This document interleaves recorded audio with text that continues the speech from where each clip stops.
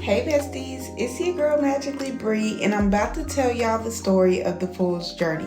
This is about the major arcana, starting from the Fool, ending up with the World. This was like a creative writing thing that I thought would be a good way to learn tarot, and it is featured in my ebook, the Tarot Notes ebook. It's a companion ebook for my deck, the Tarot Notes deck. So let's get into the Fool's journey. I'm gonna try to cut this down between like 12 to 15 minutes. Hopefully, y'all pray for me. It's a long journey, so let's just get into it. Don't forget to be a bestie and subscribe. My Gumroad is where you can find the ebooks. So imagine the Fool represents the beginning. This is us when we're young. We're optimistic. We're very innocent. We could be foolish, hence the Fool.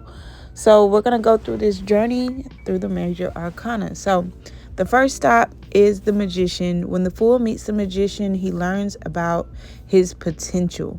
He learns about what he can accomplish and his power, so to speak. Then he meets the High Priestess. The High Priestess is the feminine. She gently encourages the Fool to listen to his inner voice and trust his intuition. The Empress is also feminine. He encounters her next, and her energy represents fertility, abundance, and creativity. And she shows him the forest and about working with nature.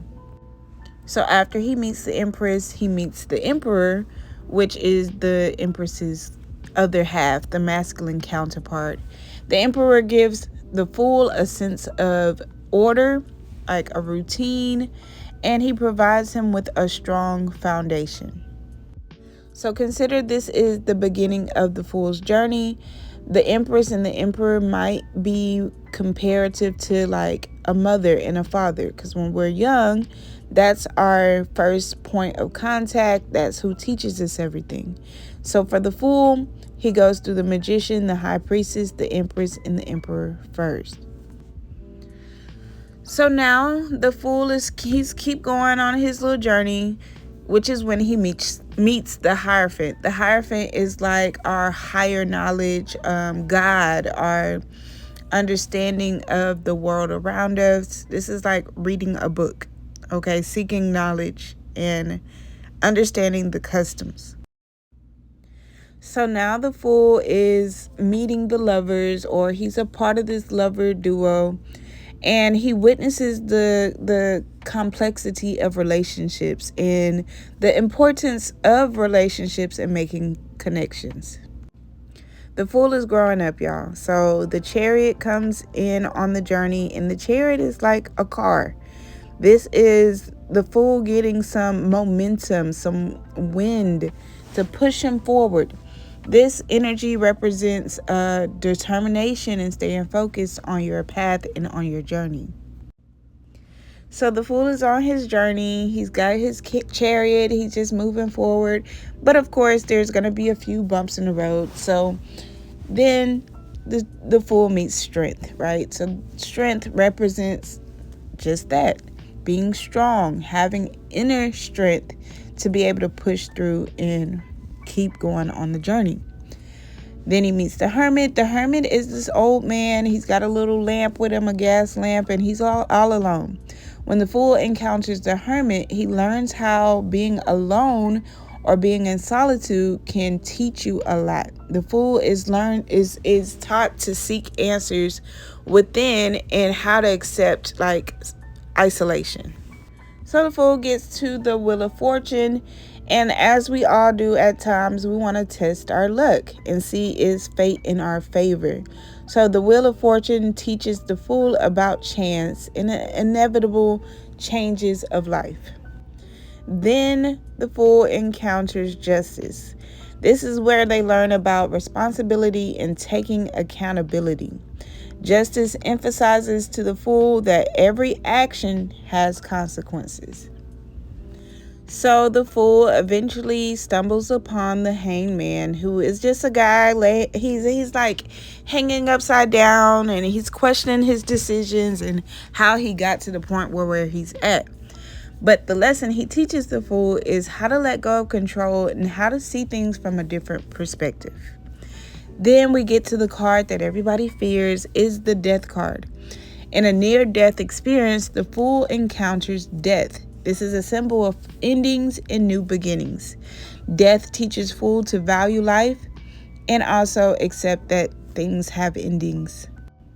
Soon the fool meets this balanced energy of temperance. This is what teaches the fool about peacefulness and moderation and compromise. But of course, life isn't all like happy and sunshine and, flowers. So then he meets the devil.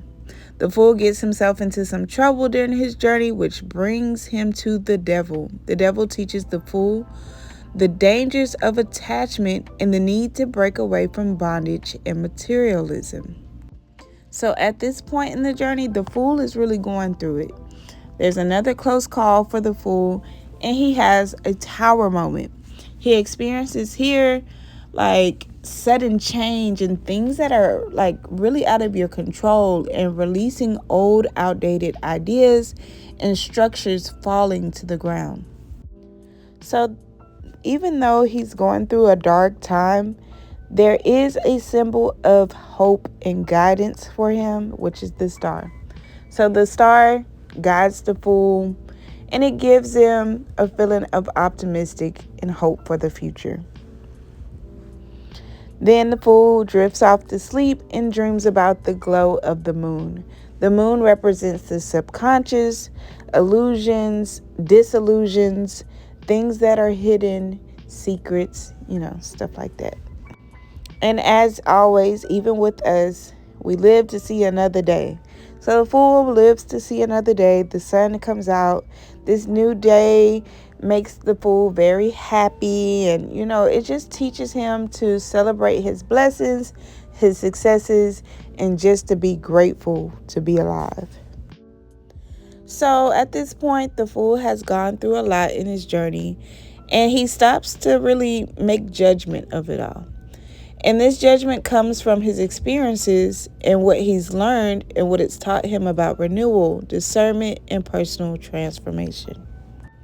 The fool reaches the end of his journey at the world. He reaches this sense of fulfillment and completion. He has seen a lot, he's seen the world, and he's done a lot and learned a lot along the way. The fool has accomplished, and now he can use what he's learned to teach others. Okay, besties, hopefully you have loved the Fool's Journey as much as I loved creating it. I didn't use no AI, no ChatGPT. This was all me, baby, from just my experience of reading tarot and the lessons that it can teach us.